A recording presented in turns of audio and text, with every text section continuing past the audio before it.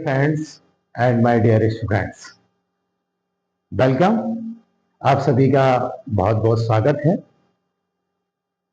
GS class bye Awadheshwar. इस class में आप सभी का बहुत बहुत स्वागत है। पिछले वीडियो में हम लोगों ने राइट टू फ्रीडम के अंतर्गत आर्टिकल 19 में पढ़ा था। तो अब हम ये जानने की कोशिश करेंगे कि आर्टिकल 19 में दी गई सभी 7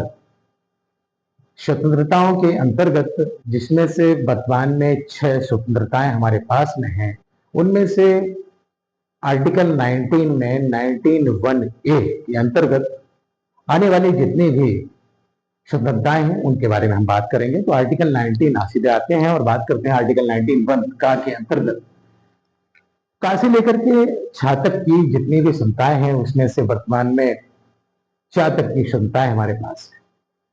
छात्र क्षमता जिसको संपत्ति का अधिकार कहा जाता था, वो संपत्ति का अधिकार हमारा मूलभूत मौलिक अधिकार नहीं बचा है। अब वर्तमान में 19(1) का अनुच्छेद 19 के अंतर्गत राइट टू फ्रीडम के अकॉर्डिंग भारतीय संविधान में पहली बात एवं अभिव्यक्ति की स्वतंत्रता,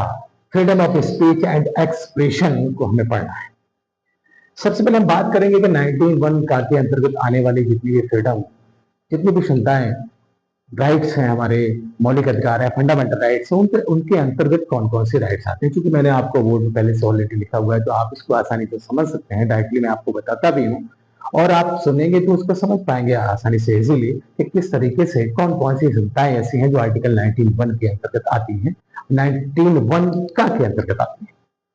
सबसे पहले बात करेंगे प्रेस की स्वतंत्रता, फ्रीडम ऑफ प्रेस, प्रेस की स्वतंत्रता।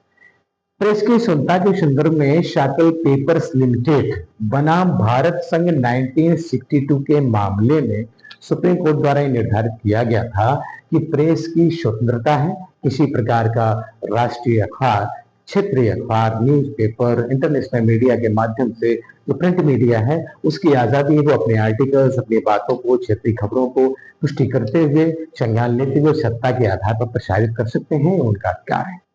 नंबर 2 पे आते हैं राष्ट्रीय ध्वज फहराने का अधिकार, flag hosting, national flag hosting का राइट जो है वो भारत संघ बनाम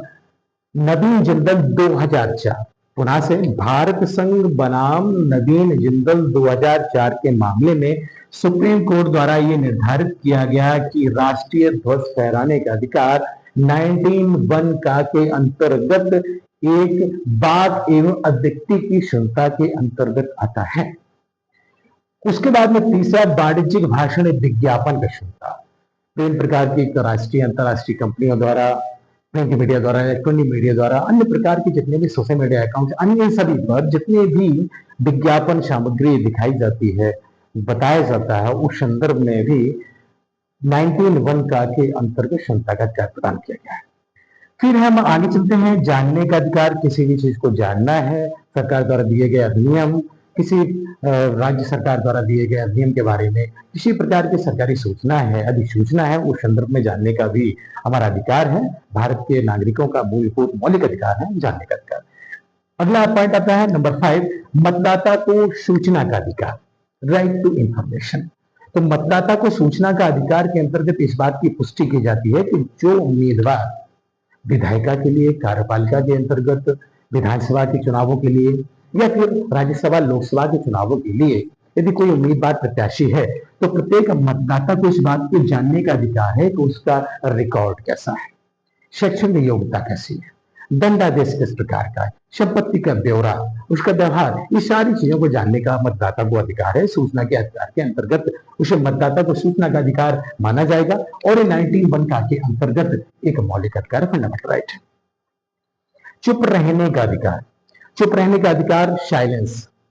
matter of silence, right to silence, ये भी एक मौलिक बात एवं अभिव्यक्ति की स्वतंत्रता के अंतर्गत आने वाला एक मौलिक अधिकार है। राष्ट्रगान का जो मामला था, उसमें जब राष्ट्रगान, नेशनल एंथम जब गाया जाता है, तो राष्ट्रीय गान किसी भी राष्ट्र के सम्मान का प्रतीक होता है, तो उस समय गाते समय सावधान की मुद्रा में खड़े होकर के राष्ट्रगान को चुपचाप सावधान की मुद्रा में खड़े होकर के उसका सम्मान करना, गौरव प्रदान करना, गौरवान्वित होना, ये चुप रहने का अधिकार भी राष्ट्रगान का मामला। इमैनुअल वर्सेस केरल राज्य 1986 के मामले में जब सुप्रीम कोर्ट में इस बात को ले जाया गया, वो मामला ये बना, तो इमैनुअल बनाम केरल राज्य 1986 के मैटर में, इस मामले में ये बताया गया सुप्रीम कोर्ट द्वारा, क्योंकि सुप्रीम कोर्ट न्यायपालिका भारत में मौलिक अधिकारों का संरक्षक है, गार्जियन है। सुप्रीम कोर्ट द्वारा निश्चित किया गया, सुनिश्चित किया गया कि चुप रहने का अधिकार, राष्ट्रगान गाते समय राष्ट्रगान के संदर्भ में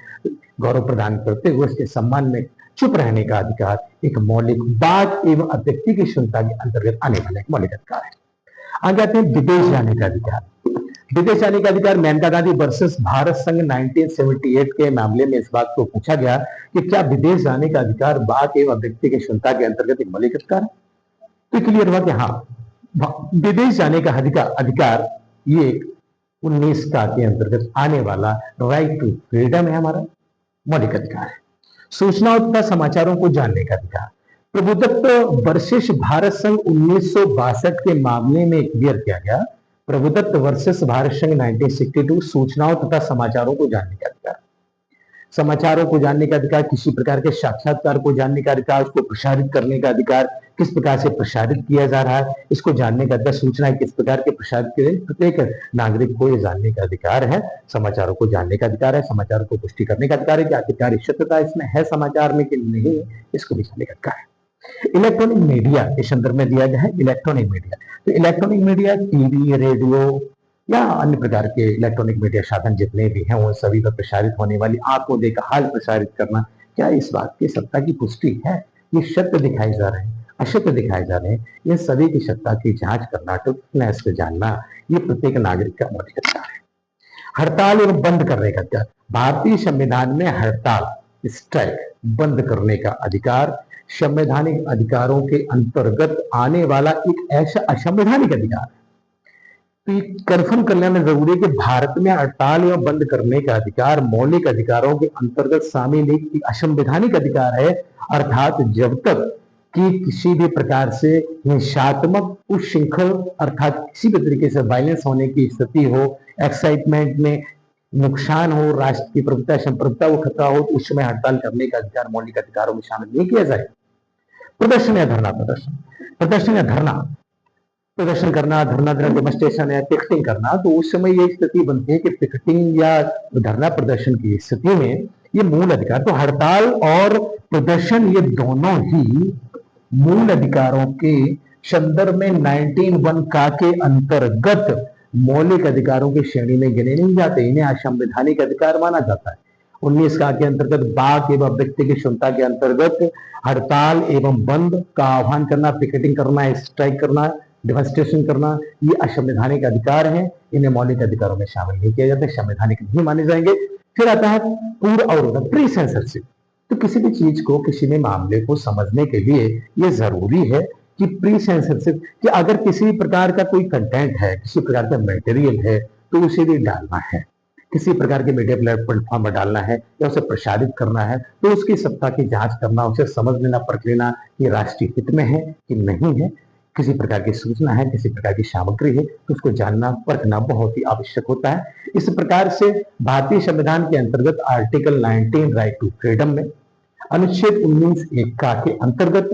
freedom of speech and expression, वाक एवं व्यक्ति की क्षमता के अंतर्गत निम्नलिखित बिंदु आते हैं। पुनः से एक बार, प्रेस की स्वतंत्रता के संदर्भ में राष्ट्रीय ध्वज फहराने का अधिकार है, चुप रहने का अधिकार है, विज्ञापन की क्षमता का अधिकार है, जानने का अधिकार है, मतदाता को सूचना का अधिकार है, राइट टू इन्फॉर्मेशन है, चुप रहने का अधिकार है, जबकि राष्ट्रगान का मामला आए, विदेश जाने का अधिकार है, सूचनाओं तथा समाचार पत्रों की सत्ता को जांचना है, इलेक्ट्रॉनिक मीडिया का अधिकार है। परंतु हड़ताल और प्रदर्शन के अधिकारों को संवैधानिक अधिकार नहीं माना जाता है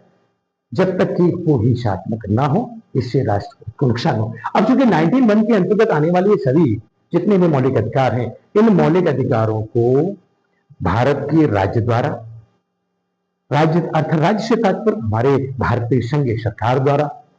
इस प्रकार से बताया गया है, या हमारे सुप्रीम कोर्ट द्वारा या हमारे संविधान द्वारा इस प्रकार से बताने का प्रयास किया गया कि यदि इन अधिकारों का किसी भी तरीके से हनन होता है या हिंसात्मक होते हैं, अब व्यक्ति की आजादी को यदि खोते हैं, तो उस समय इन पर निर्बंधन कैसे लगाएंगे, तो इस निर्बंधन पर भी हम लोग चर्चा करने वाले हैं। और इसको समझने के बाद में अब हम इसके निर्बंधन के बारे में समझेंगे। तो